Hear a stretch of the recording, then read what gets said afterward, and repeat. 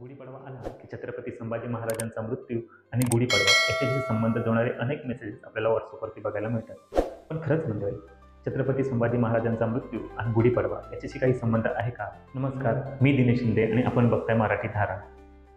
गुढीपाडवा म्हणजे चैत्र शुद्ध प्रतिपदा, हिंदू पंचांगानुसार वर्षाची पहिली तिथी. या दिवशी ब्रह्मदेवाने विश्वाची निर्मिती केली अशी एक मान्यता आहे. तर गुढीपाडवा हा शब्दप्रयोग दोन शब्दांपासून केला जातो.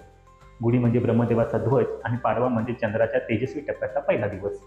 गुढी म्हणजे विजयाचं आणि समृद्धीचं एक प्रतीक. गुढी उभारल्याने घरामध्ये एक सकारात्मक ऊर्जा निर्माण होते. शिवाय वाईट शक्तीवरती चांगल्या शक्तीचा विजय अशी एक श्रद्धा आहे.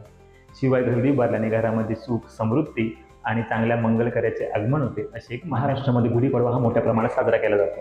परंतु महाराष्ट्रासह गोवा, कर्नाटक, झारखंड, तेलंगणा या राज्यामध्ये शक संवत्सर आणि चांद्रपंचांग असल्यामुळे या राज्यात गुढीपाडव्या दिवशीच हिंदू नववर्ष दिवस हा साजरा केला जातो. आता गुढीपाडव्याबद्दल अनेक कथा आणि अनेक पौराणिक संबंध आहेत. जसं की एका नैसर्गिक आपत्तीमुळे सर्व लोक मृत्युमुखी पडले होते आणि काळ पूर्णपणे थांबला गेला होता. त्यामुळे भगवान ब्रह्मदेवाच्या प्रयत्नाने काळ पुन्हा सुरू झाला आणि या न्याय आणि सत्याचं युग सुरू झालं. या कारणास्तव या दिवशी भगवान ब्रह्मदेवाची पूजा केली जाते. त्यामुळे गुढीपाडवा म्हणजे नव्या युगाची सुरुवात असं म्हटलं जातं. तसंच एका कथेनुसार असं सुद्धा म्हटलं जातं, 14 वर्षाचा वनवास संपवून भगवान श्रीराम, सीता आणि लक्ष्मण अयोध्येला परतले. हा दिवस भगवान श्रीरामांचा रावणावरती विजय साजरा करतो, म्हणजेच वाईटावरती चांगल्याचा विजय असं सुद्धा म्हटलं जातं.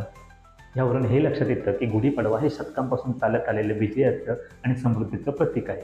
त्यामुळे छत्रपती संभाजी महाराजांचा मृत्यू आणि गुढीपाडवा याचा संबंध निरर्थक आहे. त्यामुळे असे मेसेज इतरांना पाठवून समाजामध्ये तेढ निर्माण होईल किंवा वाद निर्माण होईल असं न करता हा आपला हिंदू नववर्ष दिवस अगदी आनंदात, अगदी जल्लोषात साजरा. तर मंडळी, या गुढीपाडव्याला गुढी उभारताना फक्त घराचं दारच नाही तर मनाचं दार सुद्धा उघडूया.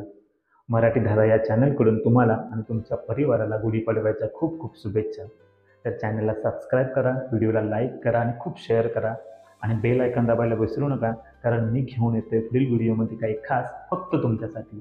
जय महाराष्ट्र, जय शिवराय.